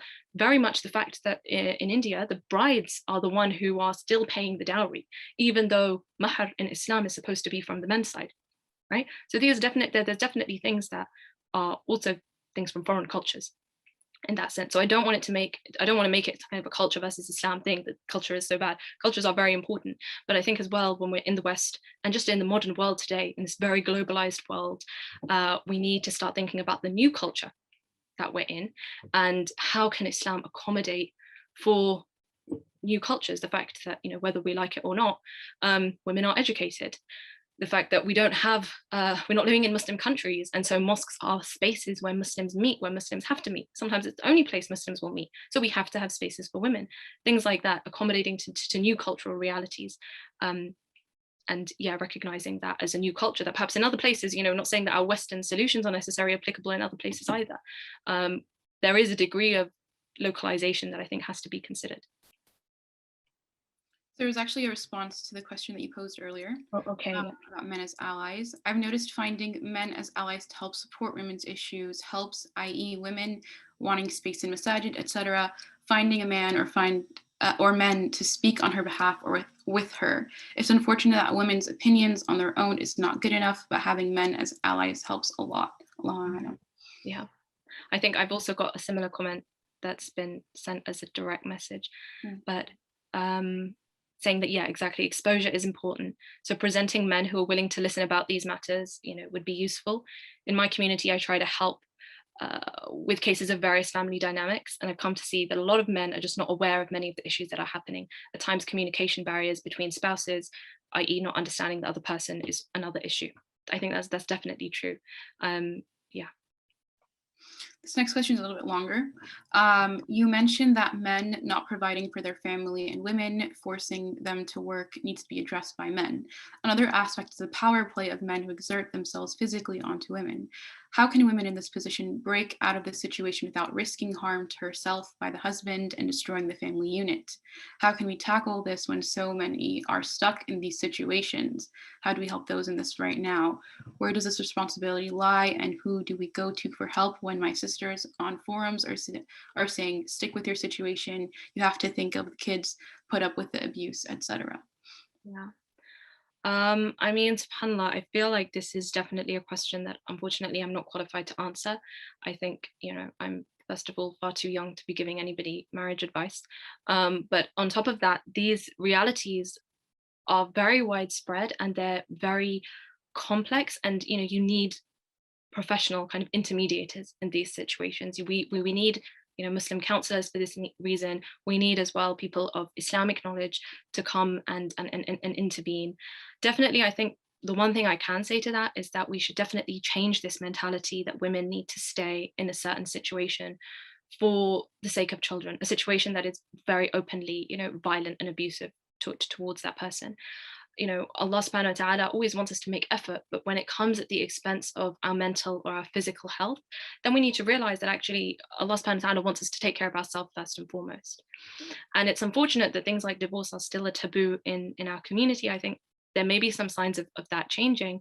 And it's interesting actually, because I was reading just earlier today a book about marriage and divorce in medieval Muslim societies in the Mamluk period.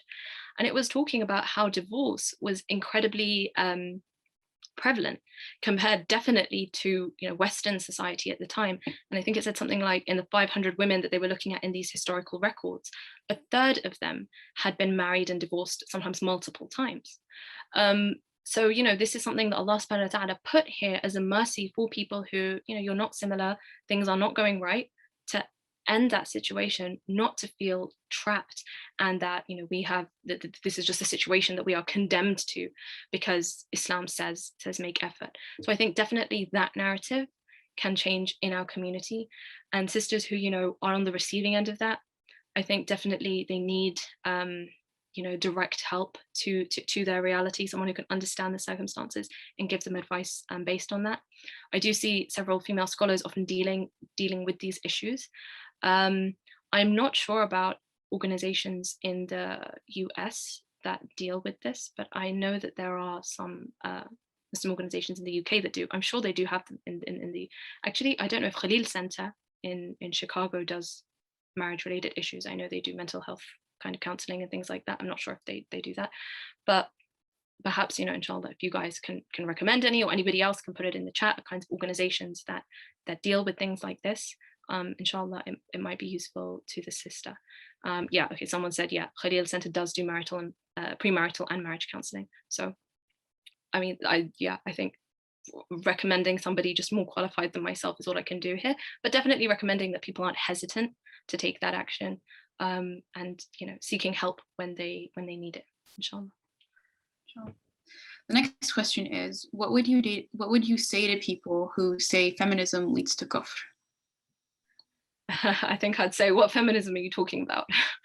Because until you define what you're saying, I can't really answer that question. Definitely, I think, as I showed, there is some kinds of feminism that lead to kufr. If you're starting to question if the Quran comes from Allah or is a reflection of what Allah wants, that's kufr.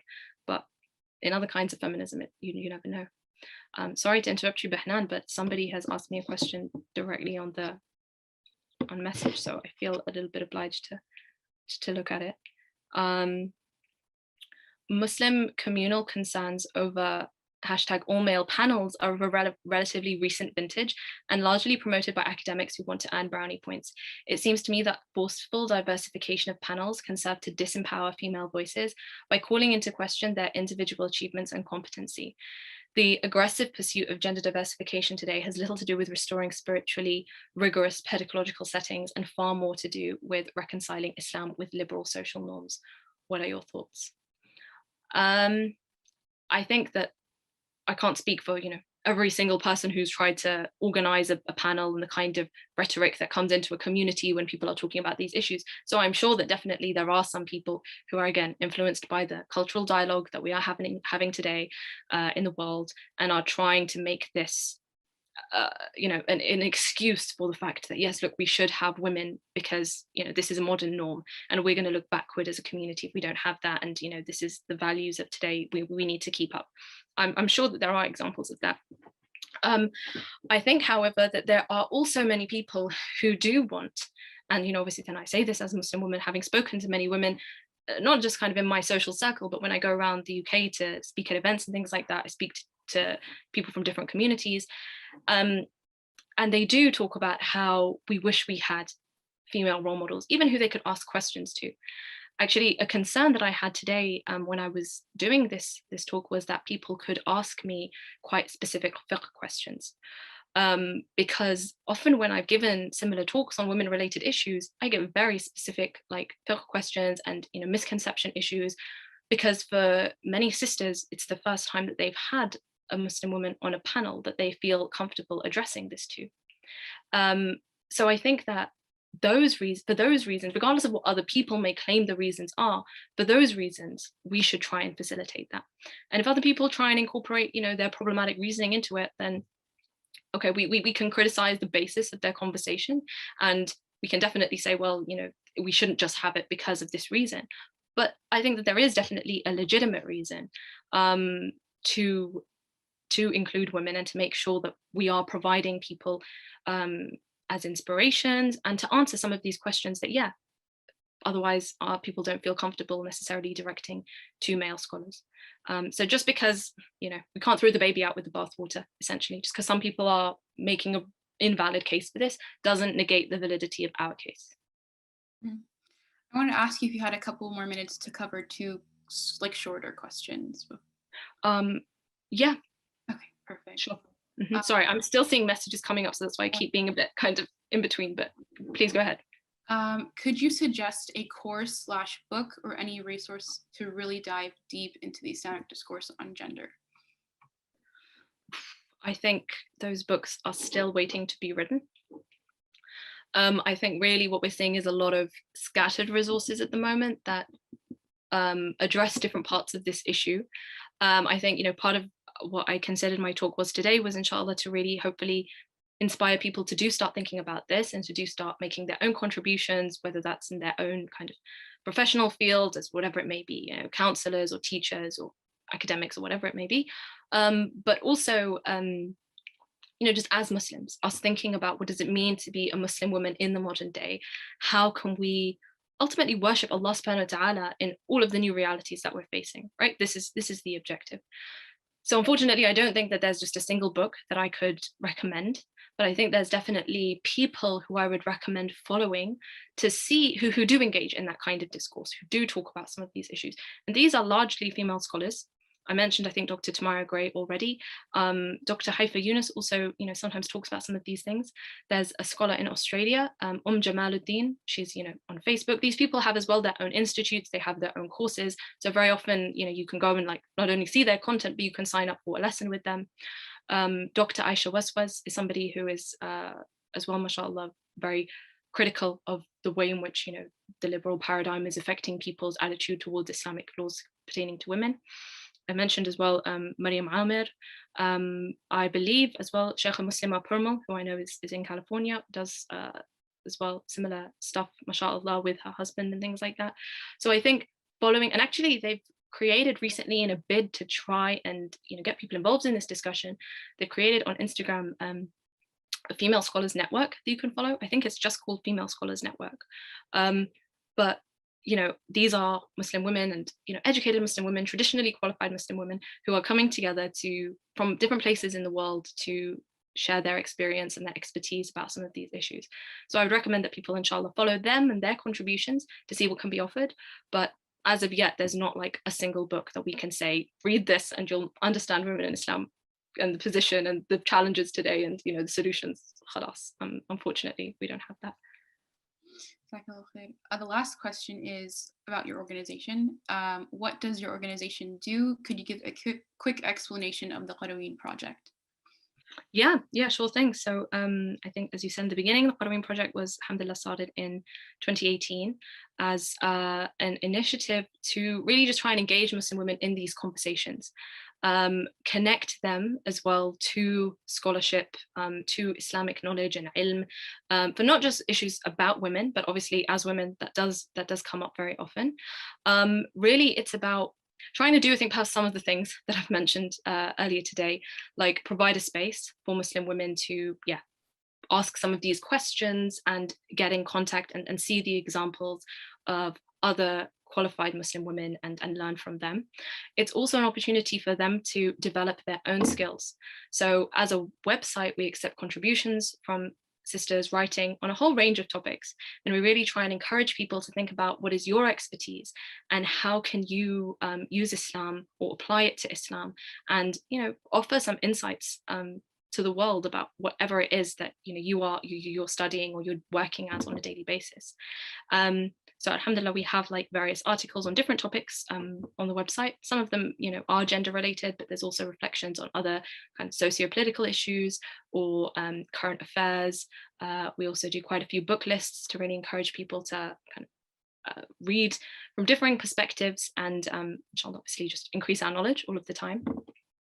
We're also very invested in creating this kind of transnational community of sisters with an awareness of what is going on in the world as well, in the state of the ummah today, because we can't be just kind of considering our problems in a vacuum. It's just me and my local community. We need to have that global consciousness as well. And alhamdulillah, through the website and through the podcast is primarily what we put out, the content that we put out. But we have held events before, and inshallah, we're hoping to hold more as the summer comes around after Ramadan, inshallah.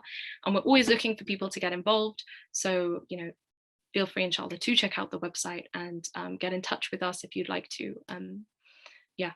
contribute or get involved in any way, inshallah. So inshallah, that concludes the questions that we're able to answer for today. Jazakallah khair, Sister Aisha, for sharing your wisdom and for your time with us. So if you'd like to access further readings and topics that address women's discourse, both related to feminism as well as inspire more relevant discourse on Islam, like Sister Aisha was saying, please make sure to check out the Qaraween project. It has been linked in the chat box. Additionally, make sure to tune into Al-Arqam Institute's upcoming sessions on scientism with Dr. Osman Omarji taking place next week, and the week following that, secularism with Sister Dania Muhammad. You can also check the chat box for the link to Al-Arqam's Facebook page as well as our YouTube page. And please make sure to follow and subscribe those for more updates. On our social media as well, you can find our newest session on Imam al-Nawawi's 40 hadith. So please make sure to check that out as well. And that's all from us, inshallah. Ramadan Mubarak to everyone, and may Allah accept your fasts, and assalamu alaikum. Wa alaikum assalam wa rahmatullahi wa barakatuh.